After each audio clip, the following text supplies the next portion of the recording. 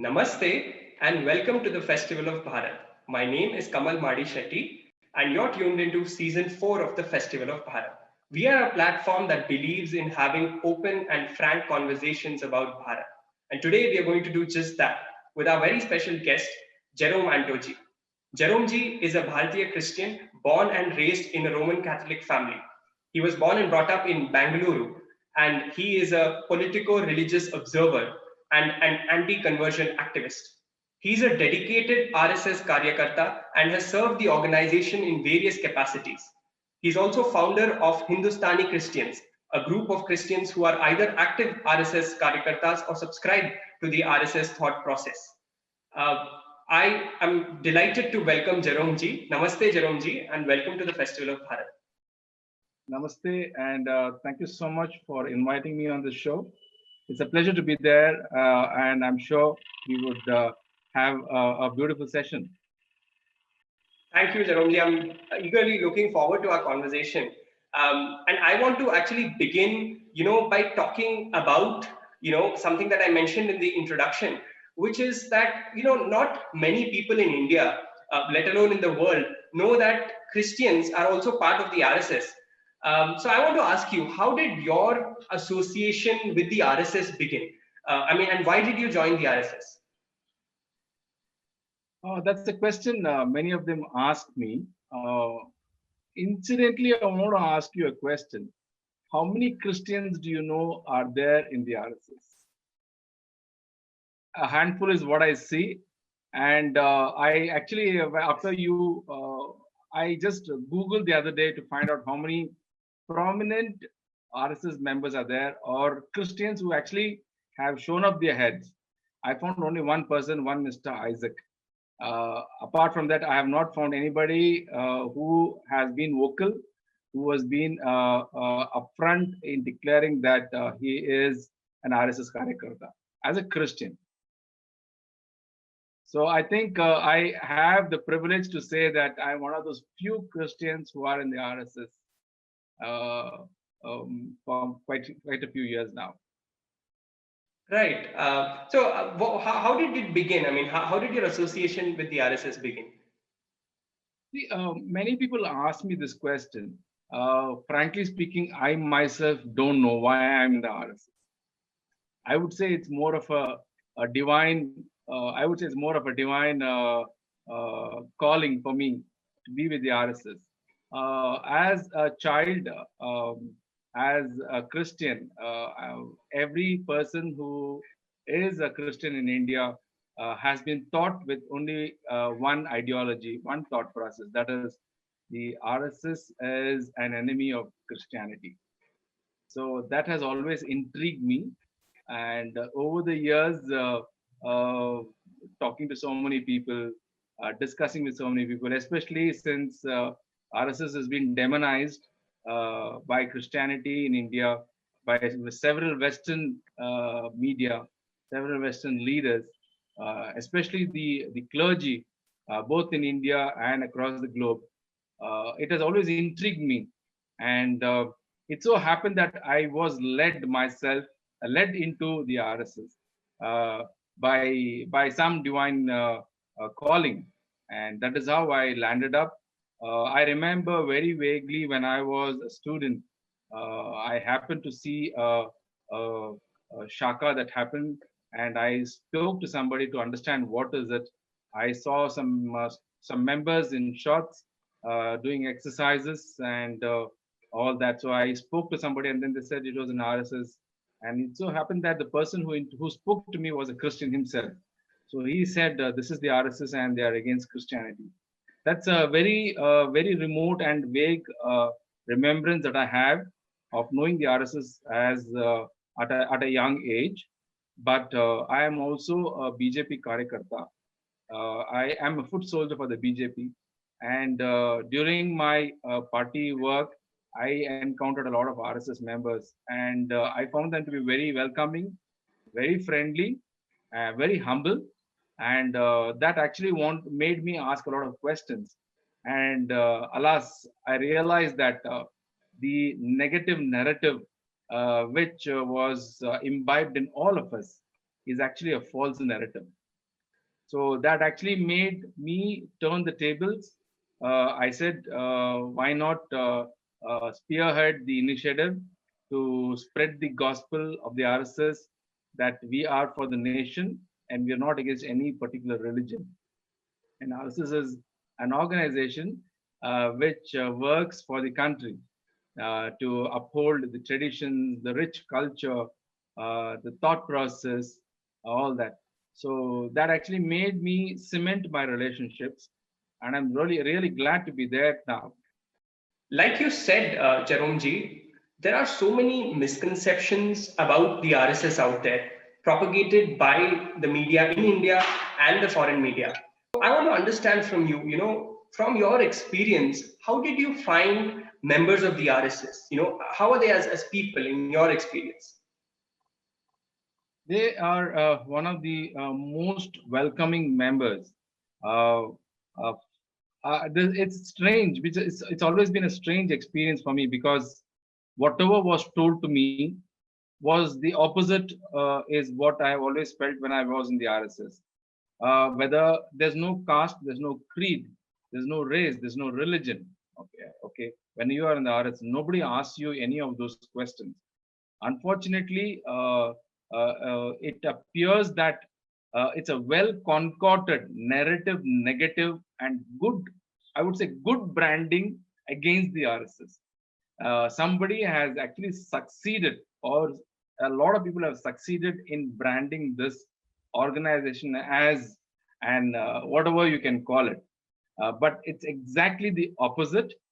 Many of them who actually speak against the RSS are like those people, are those like 10 blind men who describe an elephant.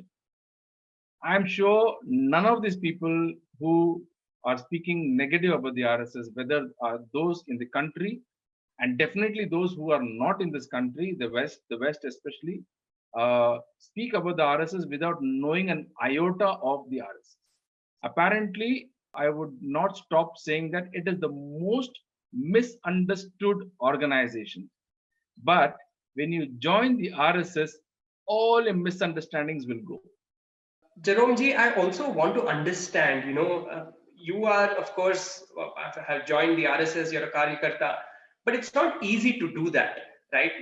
And you might have faced certain resistance, to say the least, from people around you, from the Christian community. So how was that? What was the sort of response that you got? That's thank you for asking me this question, because it's not been an easy journey to be, for a Christian to be in the RSS. Um, uh, it's we There is eye popping that happens. People are unable to believe that there is a Christian.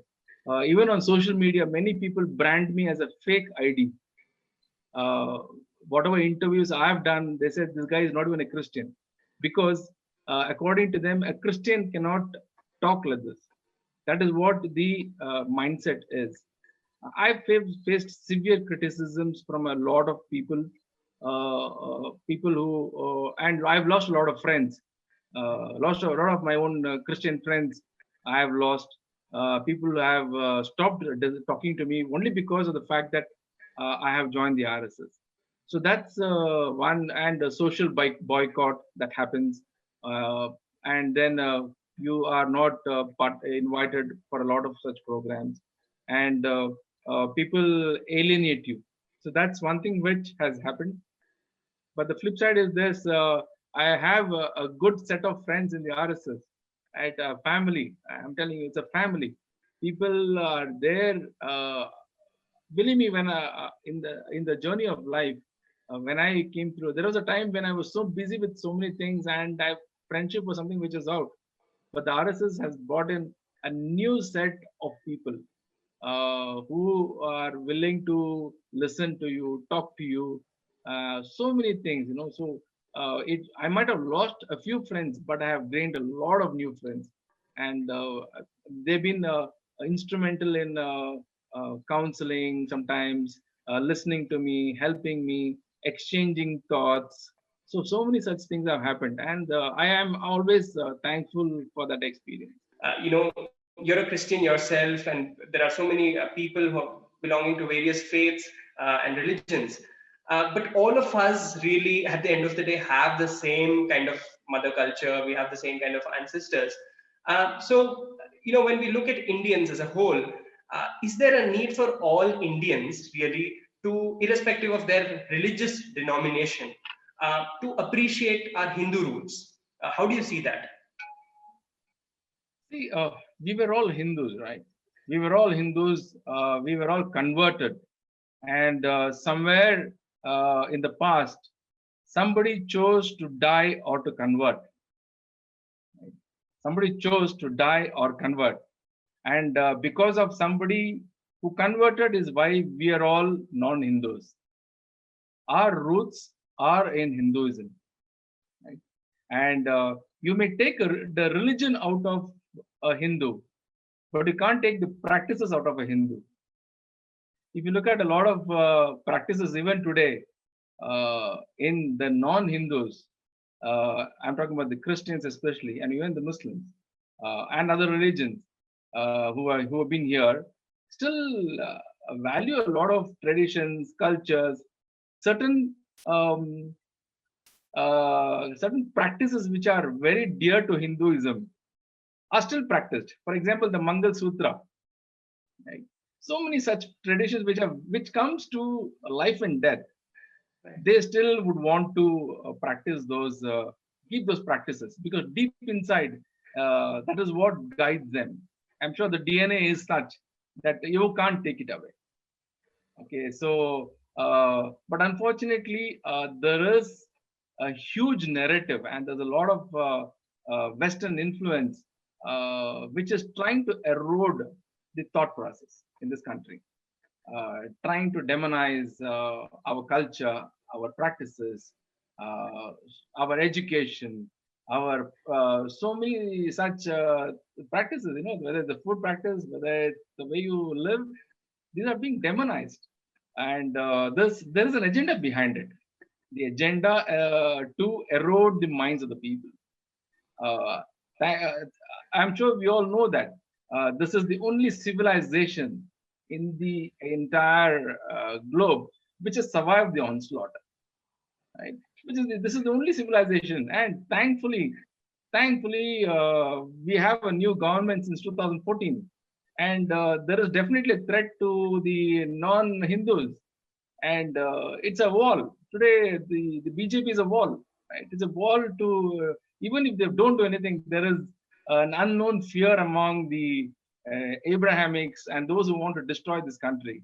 And I'm really thankful and really happy that we have something like this, irrespective of whether they do anything or not. But there is definitely a movement, an unsaid movement that is there, which I'm really glad, and I hope that a lot of things will be done, legislations will be brought in, and we will go back to our own very own rich culture, and India's glory will be back very soon. I'm really hoping for that. Absolutely, Jerome ji. And one of the things you said about history, about somebody somewhere, was, had to make that difficult choice, to convert or to die. And it's a very painful, story. Uh, but, when we look at our public discourse, there's hardly any discussion about how, Christian conversions happened in India historically. So can you tell us about that? I mean, how did this happen? I mean, in different parts of the country historically?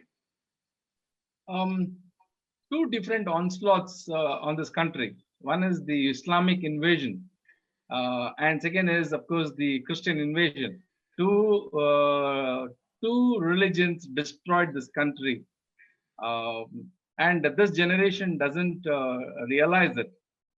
This, of course, is the handiwork of the Europeans who came to in this country. Whether it is the Portuguese, the Dutch, the French, and the English, they all played an excellent role in ensuring that they completely changed the whole demography of this country, the whole thought process of this country. they actually see. Finally, it was the missionaries who did it, right? Because they want to Christianize India. That is definitely there. We must all know that there were two departments which went when an annexation happened. If the army goes, the missionaries followed. If the missionaries went, the army followed, right? And they destroyed every possible civilization, and that's what happened in the last 500 odd years. And these all these missionaries who came to this country, hand in glove with with their own political bosses, made all possible efforts to destroy, completely erase every possible uh, uh, thing that imbibed in our people. So today, if you look at it, people who get converted, especially those who get converted, are people who do not know anything about this culture, the country, the religion, right? So, and unfortunately for us, uh, Hinduism also is very weak, right? Because if you ask, I just happened to be for a meeting yesterday, and it was a meeting for the construction of the Ram Mandir, and I just narrating a real life example. We were around 30 people, and I was the only Christian there. And as soon as we were sitting, and then the first question was, can someone say some shlokas or mantras? They were just passing the buck, passing the buck. You do, I do. You do, I do. Had it been a Christian gathering, everybody would have said a prayer. The easiest one. So see, there is first the intrusion from the West, and the defeat of the Hindus, and unfortunately, that slave mentality still lingers. There is no effort by the Hindus to revive it. Probably the only one which is even the ones who are doing it, there are a lot of conflicts, and there isn't a unison of thoughts, unison of effort to revive it. It's I would say a divine intervention that it has lasted so far. But Hindus are very confident. I always laugh at when people say Hinduism has survived thousands of years and it will still survive in this country. Well, I don't know if they know that in the next 30 years, Hinduism will be only in Varanasi. Right? Do we know the extent of Hinduism probably a few hundred years back or 1,000 years back? Kandahar to Vietnam, Cambodia, right? Kashmir to Sri Lanka, all those places. Today, where is it now? Today, there are no Hindus in this one country, right? I'm telling you, I'm blatantly making this statement. In the next 20, 30 years, if this is what continues, Hinduism will become a minority, be already a minority, and probably it will become a religion of antiquity, and be only probably practiced only in Varanasi. Right. It is indeed a very dire situation, and I think there are so many already historical examples which have gone that way. I mean, many civilizations have met that kind of fate. And I think it's very important to realize that and that reality and learn our, as a country, as a culture, we have to learn and see and learn our lessons. Very, very insightful comments, Jerome ji. And like talking about missionary activities, be it in the past or right now, and if we just look at the missionary activities today in India, there are so many, there is so much of deception, there is so much of unethical practices, methods that are employed, that are used to convert people. In fact, there was this recent, not recent, but a few months ago, there was this case that came up in Andaman Islands where, somebody went to convert people there. And one can imagine the extent and the aggressive, I mean, not overtly aggressive, but in the mind, there is an aggression to sort of convert at all costs. So how do you look at these activities? Can you just throw some light on the kind of activities that are going on right now? See, it is a pious duty of a Christian to convert, like it or don't like it. Okay, that's innate of the religion. Unfortunately, it has been hijacked. Our own constitution has been hijacked. I hope I'm sure you are aware that I am an anti-conversion activist. Right? I'm probably the only Christian in this country, or just one or two of them, who've been very vocal about anti-conversion. I would say I would even challenge any of the dharma jagarans of Hinduism. Right? I don't think so. They have the audacity to talk or put up challenges like the way we've been putting up. And I've been sticking my neck out in spite of all the odds. Right? I'm a Christian, but I see it, and I've seen how the unethical practices have been happening.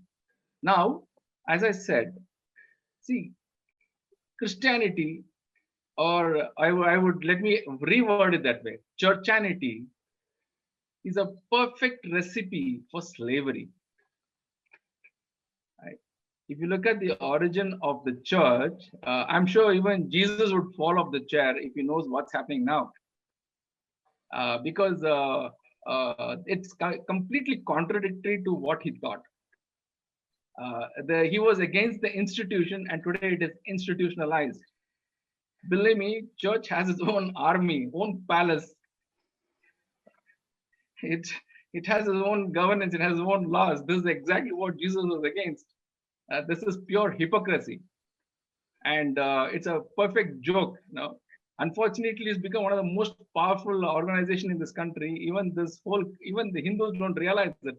It is a matter of time. It is a matter of time that the very carpet will be removed from this country by the Christian institutions. It has been written off, saying that Christianity is just 2%, nothing will happen.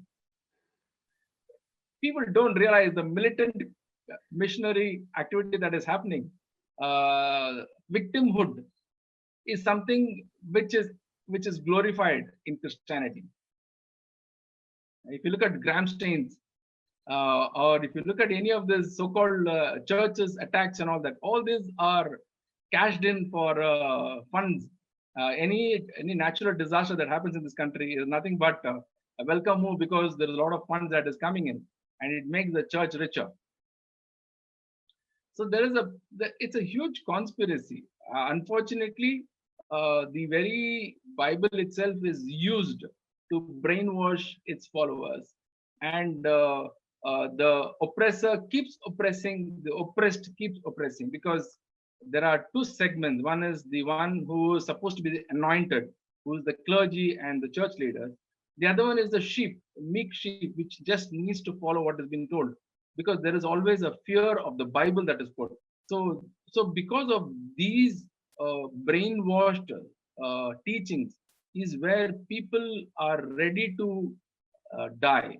Right? I was looking at the Andaman Island issue itself. The guy knew he's going to die, and he is going to be glorified. And look at the whole globe, the way they glorified him for his efforts, right? For such foolish thing, right?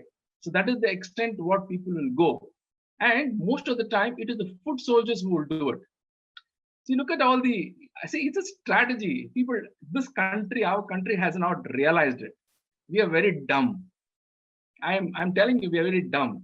We have not understood it. Unfortunately, it's not too late. It's not too late. I am working on some things. I hope the government listens to me. I can give proof to the government of to what extent it is going. I must tell you that I know Prime Minister Modi and Shri Amit Shah are doing an excellent job. But unfortunately, as leaders at that level, they can't do a lot of things, even if they do. So somewhere something needs to be done. Otherwise, we will become the Lebanon. Please understand, we'll become the Lebanon very soon.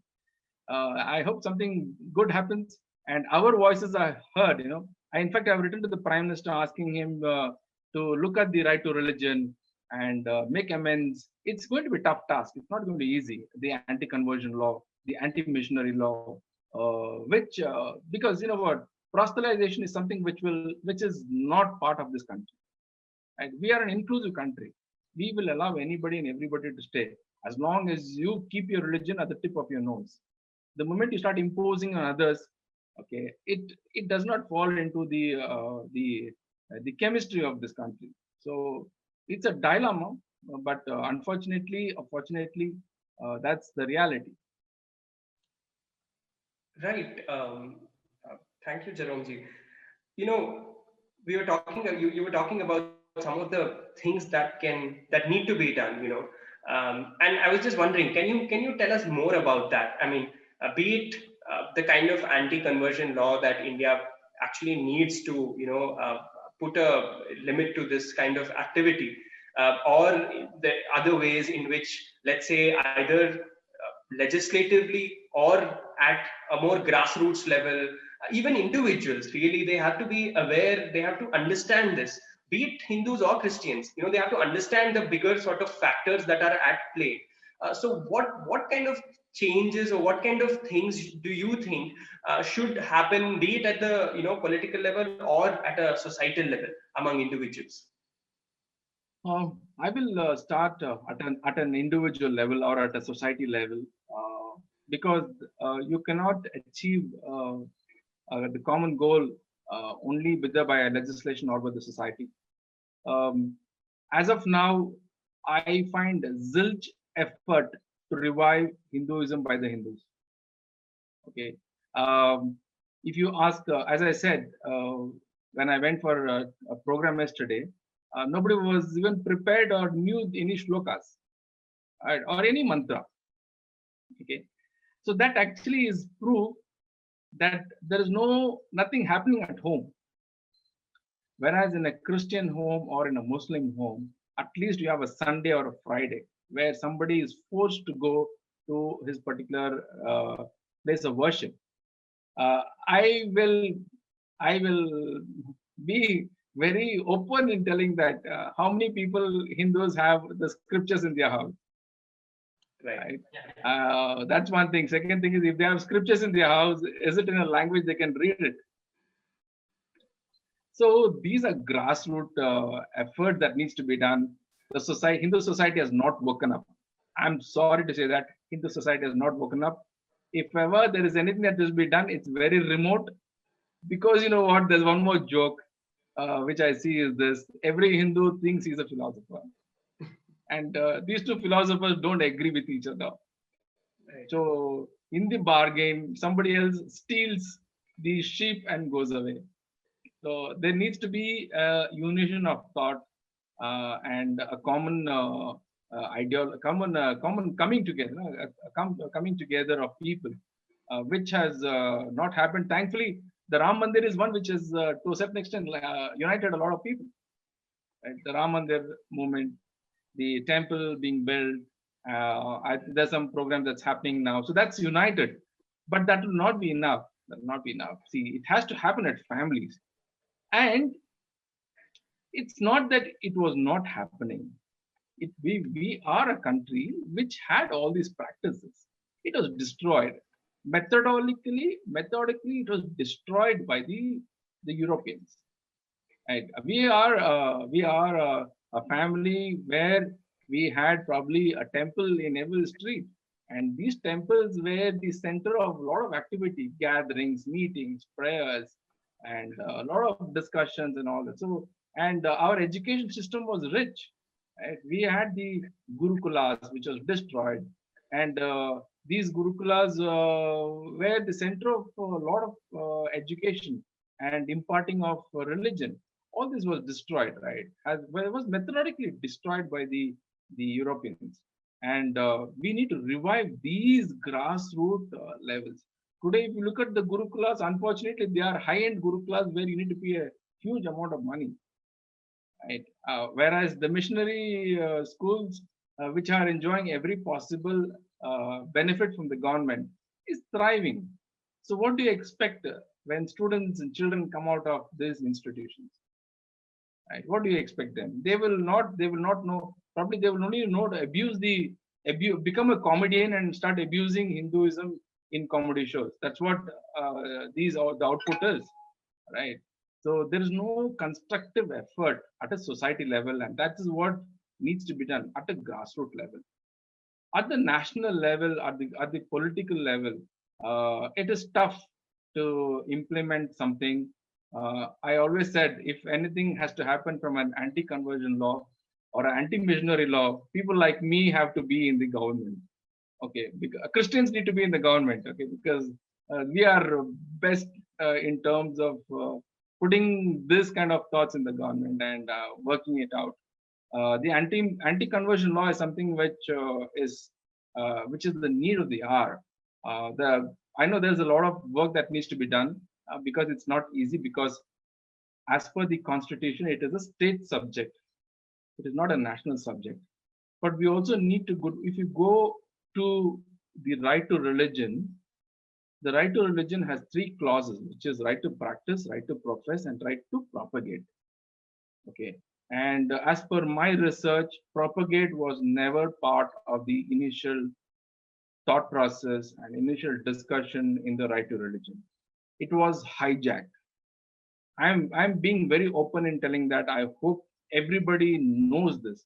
There was no word called propagate in the initial idea of right to religion. Only practice and profess was there, which is fair enough for a country like India. But propagate is something which is very synonymous to the Abrahamic religion. Okay. And I know very well, I've done a research, I've done a lot of studies on this. It was hijacked by 4 or 5 Christians who were there in the Constituent Assembly, who hijacked it and imposed it. And as usual, our Hindus are those people to chalne do. Today, what you see is that chalne do which happened in the Constitution Assembly. Had the Hindus put their foot down saying that no, it will not happen, you would not have seen the situation. So we've given a long rope. I also want to bring to your notice that Israel had been facing similar such uh, problems. Thankfully, when I went to the things what happened in Israel, they've been very watchful of the missionaries. So they have passed something called an anti-missionary law. So I'm calling the government to study something like that, make an exchange program with Israel and find out what are the things. In fact, I've been trying to get in touch with a couple of top Israel rabbis to understand what is the anti-missionary law, so that we can take that as a reference point to introduce in this country, because anti-missionary law is very, very important. Otherwise, this country is going to a different tangent altogether. We will be pawns. We will be pawns of the West, because the West is highly investing on these missionaries who are bent upon intruding into our society through various means, right? And the control mechanism is not very good. And the missionaries, with the help of these foreign funds and also the funds available organically, are able to go proceed at a much faster pace than the government can do. So my single idea to whomever I asked is, cut the nerve center. The nerve center is the funding. If you stop the funding, a lot of things will stop. Right. Very enlightening thoughts, Jerome. I think there's a lot of thinking and research as well that has to go into this. Uh, like you very rightly said, there is a very strong or a deep sense of cultural deracination that we see, and this is not just among certain segments. You see it all across the board, and especially when you look at the youth today. Like you said, the education system is sort of manufacturing a kind of a worldview and sort of instilling that worldview in young people, that there is very little understanding of their own culture, what it means to be an Indian, what it means to be, inherit so much of civilizational heritage that we have. And the result is for all of us to see. I think nobody could, put this better than you. So I want you to actually speak to that woke millennial, if I may call it, somebody who looks at issues of culture, religion, with a kind of disdain that this is something for the politician, this is something for somebody else, but it's not for me. And I'm happy working in my job. I enjoy my weekends. There's very little in it for me. What would you tell to a young person like that? Why is there a need to wake up, like you said? What is the sort of games that are happening and the things, the activities that are going, that person needs to know? See, for a youngster who is educated in a missionary school or a convent school, to a large extent, he's been told that his practices are pagan, or his practices are non-practical. See, these are the things what has been told, right? I know I studied myself in a convent school, so there is a lot of missionary work that has been done. There is a lot of thought process that goes into running these institutions. I think most of the children that come out of are from the Christian institutions. Okay, and so that's one of the nerve centers, right? You can't see, once the children come out of such institutions, you will not be able to train them, teach them. No, the system itself has to change. Our textbooks, I fell off my chair when I looked at the textbooks of my children. I searched pages to find out where does it talk about India, Indian history. There's a lot that is spoken about or abused about or glorified about every other culture than our Indian culture. See, you cannot change the mindset of the children, right? Because the produce is that. But what you could do is this: you can change what they're learning, what they're teaching. I was really upset when the education minister, whom we have elected, in spite of all the damages that happened in the last 70 odd years, the education minister of the present government thumps his chest and says that we have not changed a single word in a textbook. What a tragedy. Is that what I elected you for? We as a country, a rich country, were inclusive and free thinkers. We had the Gurukulas, right? Free education, and you could do what you want. Unlike now, you've been funneled into a certain set of education. Our earlier set of education was free thinkers, right? Anybody can choose and do what they want to. So that has been destroyed, and that needs to be changed. It cannot change immediately, but at least that has to be seeded now. Only if it starts now is where you would see the effects in the next generation.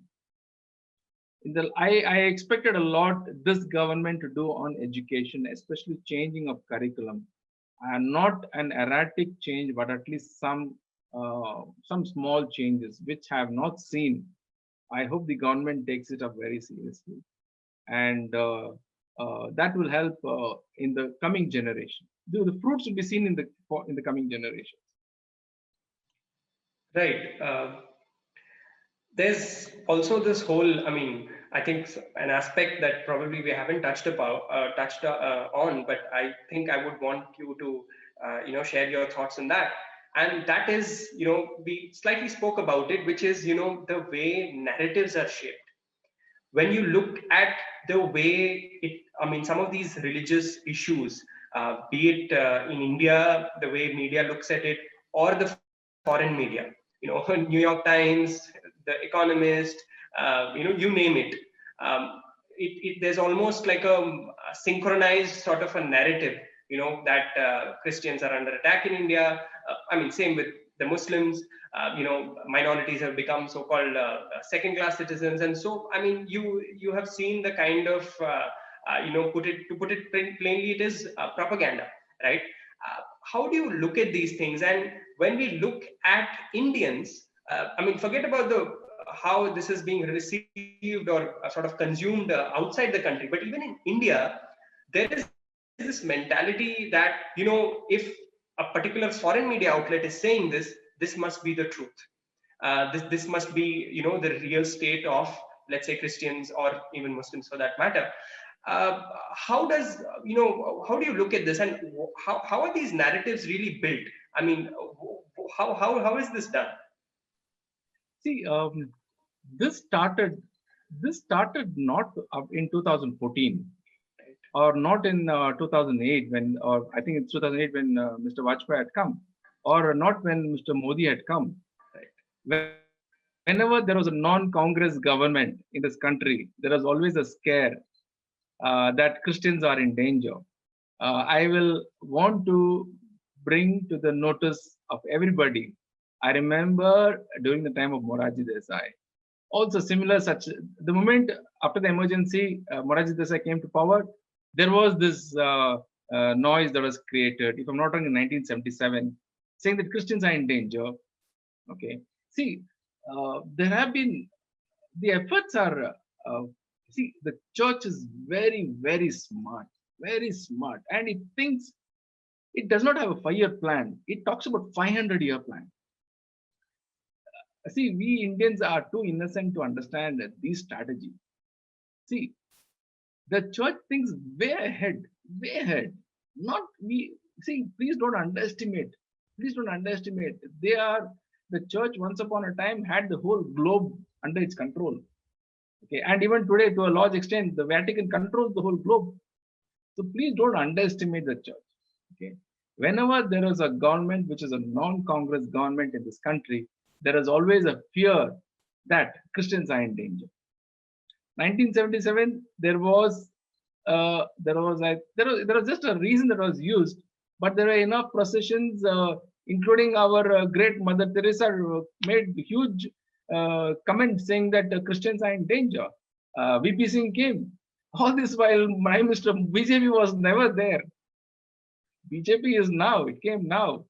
1977, BJP was not there. So whenever there is a non-Congress government, there is a narrative that there is a fear that was put saying that Christians are in danger. So this was a very clear marriage between political parties and the church. Please remember, the church, original church, or the Roman Catholic Church, post 300-400 years of Christ, when Rome adopted Christianity, the Catholic Church happened. Constantinople came in. It was purely because he couldn't manage the country, and it was a marriage between politics and religion. That is how something called an institution of church happened, because, as I told you, the Bible is a perfect recipe for slavery. So probably, I'm sure Constantine understood that this is the only way he can control people. You only need to put the fear of God, and people will become sheep. And that is what has happened. Jerome ji, you have talked about, how the whole funding happens, and how some people have really made a lot of money out of it as well. But look at India, inside India as well. There are a lot of resources, and sometimes disproportionate resources that are held on to by the church. How does this happen? Can you tell us about that? See, I do not know if there. I'll throw some statistics to all of us, to all of you. The church in India is the second largest owner of non-agricultural land. The church principal role is to invest in real estate, because these are investments which is a far-reaching impact, because you get hold of land. The church has at its disposal land which it can use the way it wants to, commercial purpose, religious purpose, you name it, or social purposes, and these are all money-making machines.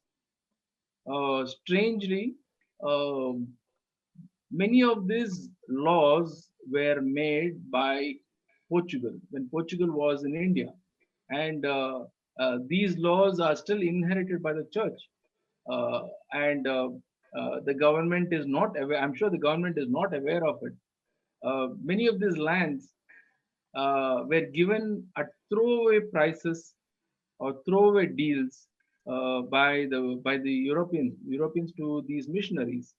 And today, these lands are used to generate funds to run whatever they want to. When I said whatever they want to, whatever they want to. The annual turnover of the church in India is equal to the budget of the Indian Navy. You're talking about 2% Christians in India, and look at the turnover, annual turnover, which is equal to the budget of the Indian Navy. Right. That's a missionary which is there. The church in India is a sovereign within a sovereign. Right. Okay, it's a state within a state. You like it or don't like it. That's the fact. Today, if you go to the church for anything, you say, I have the canon law. The canon law is nothing but the church law. Vatican is the one which imposes these. These are from the Vatican. So, can you imagine? You have a state within a state. That's the way the church functions in India. The church itself does not know what kind of land it owns. I will give you a couple of examples which I am aware of, and if I want to, I can write theses about these incidents. The church in India, somewhere near my place, which is prime spot, which is 2 acres of land. It's at the prime spot. It's an empty land which is used as a stadium. Is at a 1 rupee lease. Okay, and this same institution rents it at 15,000 rupees a day. The same place. Okay, this is the luxury what they enjoy, and this institution says that we are doing social service. We are serving the community. Right. And can I tell you who are pass outs of this institution? It's not that doing so. When I said social service, look. I'll give you a background. Right. Deepika Padukone passed out of this college. Sonakshi Sinha passed out of this college. And that is the social service they're talking about. I can give a list of Bollywood celebrities who passed out of this college at a lease of rupees 1 from the year 1958. And this is leased out by the government. The people around this community, this place, are fighting for a playground. They are unable to get hold of it because the government says it's on a lease of 1 rupee. Unfortunately, the local leaders also don't seem to be interested. That's a different. I'm just giving an example. There's another example of in Bangalore itself. Another church, sold a property to Metro, the Metro trains, at a cost of rupees 60 crores. Okay, once the sale was over, the Indian Army appealed to the Metro that it's his property. Oh. The church has sold the Indian Army's property. See, these are, I can give you so many such examples, right? And the church owns property, the government also is not interested. There are so much of such land which as a lease has expired, which was given 100, 200 years back, but the church is still enjoying it. If the government has a will, it can take it over. Okay, that needs to be taught over because these are the ones which powers the church and its activities. Of course, the educational institutions they run, the charity homes the so-called charity homes what they run, the hospices what they run. These are all nothing but another phase of their sinister activity. This is something what is showcased to the public, but there's something else happening behind. I will not hesitate to say that these are conversion factories. Factories used to convert or dilute the thoughts of the people. Right, right. So there is a lot of things that is happening. Thankfully, the government has got a little tighter on the FCRA. I know a lot of big, massive churches have FCRAs have not been renewed, but it does not stop there. Today, organic funding is there. Organic funding is there. Some of the large corporates have employees who are passed out of these colleges. For example, MSW, Master in Social Work, a lot of Christian institutions run these colleges. So these students who come out are get placed in large corporates, and these corporates have something called CSR, right? And CSR funding, where does the funding go? Naturally, it goes to these Christian institutions. So, so there's a lot of, irrespective of whether funding stops from the West or from other places, organic funding is happening. Then one more thing is this: there is this thing called tithe. Tithe is a collection of fund from every member of the church. So, and a lot of people contribute towards the church to funding, which is unaccounted, absolutely unaccounted. And there are churches which insist only on cash. So there is a lot of things that is happening which is funding this whole activity. So there's a lot of soul searching for our country to do and to actually to a large extent clip the wings of the church. Otherwise, it's going to be a very, very tough task. Right, Jerome ji. And like you said, I think there's a lot of things that people really need to be aware of to begin with, and of course wake up and sort of understand issues much more than they do right now. Thank you for sharing those. So, anything that you want to add, Jerome ji? I think we've touched upon various issues, but what do you think really is the way forward, in a way? There is a lot of soul searching that needs to be done. We look up to the government because it has to come from the top. It has to come from the leaders, and that's where everything would start. They need to initiate programs. They need to pick up the right kind of people. They need to have uh, probably many upfront forthcoming Christians in the government to help them understand these kind of issues, because uh, the many people don't know.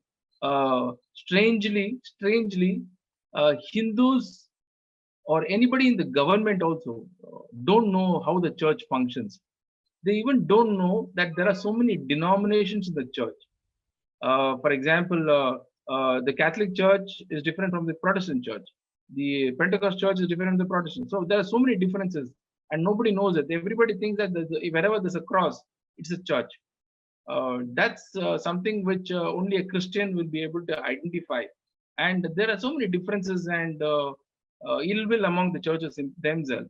So that's something I'm just giving a basic. So there's a lot that needs to be done if we have to actually handle this whole menace of the the ill will of the or whatever the church is doing or the Christians are doing against this country. So there's a lot that needs to be done. People need to awaken. Dharma Jagaran teams need to be founded. Revival of our whole traditions need to be revived. There's a lot more that needs to be done, and I hope that something comes up. People wake up and something comes up, and there's going to be some kind of a stream change. Right, indeed. And I think if we sort of look at the church and especially politicians who have sort of benefited from that, I think the picture becomes very clear. There is a kind of a nexus, really, one benefiting the other benefiting from the other. But if we have to look at the ordinary Christians, what would you tell to them? How I mean, why is there a need for them to actually understand that, the kind of difference that they have been told, that they are different from the rest of the people in the country? be it the Hindus or the others. And there is this false sort of a convergence that is built within the Indian Christians and, let's say, the West. But that's not really the truth, right? At the end of the day, these are Indian people, just like you and me. How do you think, and where does one ordinary Christian start, to understand this, to realize, the games that are being played and the big factors, where they actually end up becoming pawns of a politician or the church, right? So where is that sort of a starting point that can come in for an ordinary Christian? Unfortunately, this is going to be a losing battle, because Christians will not accept whatever you have told. They will not be, for example, people like me who are members in the RSS uh, are already assumed as outcasts, because it is not possible for a Christian to be in the RSS. Okay, and my effort is to change that narrative. The only way we can change is by being there and still living a normal life, right? We can only lead by example. Uh, the only people who, as you said, will be able to realize are those people who have been cheated by the church. So a lot of people, even if they're cheated, they are very reserved about exposing these things. But heart of heart, they know. In fact, a lot of people, Christians who actually reach out to me, are those people who've been cheated or abused by the church. So only then there's a learning. Otherwise, there's no learning, because it's a very clear that you need to be obedient and you need to abide by the uh, dictates of the church. So it's going to be a tough task, but the only way is this: people, Christians who come forward and be vocal. The other side is this: for example, in the RSS itself, RSS Christians, people are very scared to talk about their association. If there are few Christians in the RSS, or if they like the ideology of the RSS, they're very scared to talk about it in the open. And that is one thing what I liked is this, because after me being vocal, a lot of people have reached out to me saying that we also think like you, we also want to be like you, we also respect the RSS. Okay, but until now, they felt the fear of ostracization was always there. So that is one scare which thing. So people like us, when we put out our necks, there would be some kind of a groundbreaking with certain amount of Christians who would actually fall into the mainstream. So that's one thing what I see. Otherwise, it's going to be tough to actually break the ground of the common Christian, because they are normally pious and they want to be obedient and they want to listen, and they it's been fed in their mind that Hindu is satanic. Hindus worship idols, and that is satanic. And every Hindu is uh, a possible what do you call that, candidate for conversion. It's not the other way around. Okay? It's always that every Hindu is a possible candidate for conversion.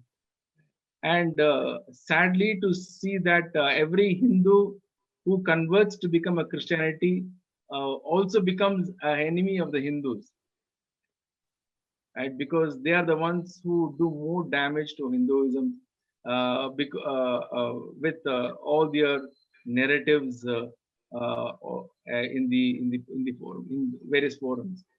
I think we have covered many aspects, from your personal experiences to the situation and the socio-political issues in the country and globally. And I think it's been a plethora of aspects that we have covered. I'm very grateful for you to share these insights with us, and also for the kind of work that you have been doing. And I think we at Festival of Bharat, we salute your spirit and your love for Bharat.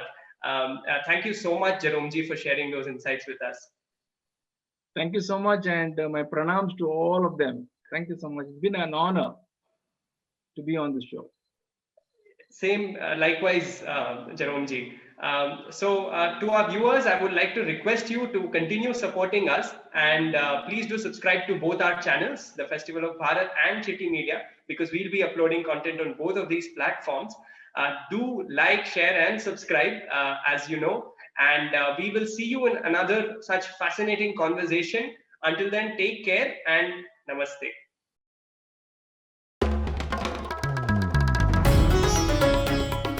Namaste. We hope you enjoyed this Citti Media content. Please remember to subscribe to us and switch on the notifications for this channel. For our other social media links, more content, and to support our work, please visit citti.net. Dhanyavad. Namaskar.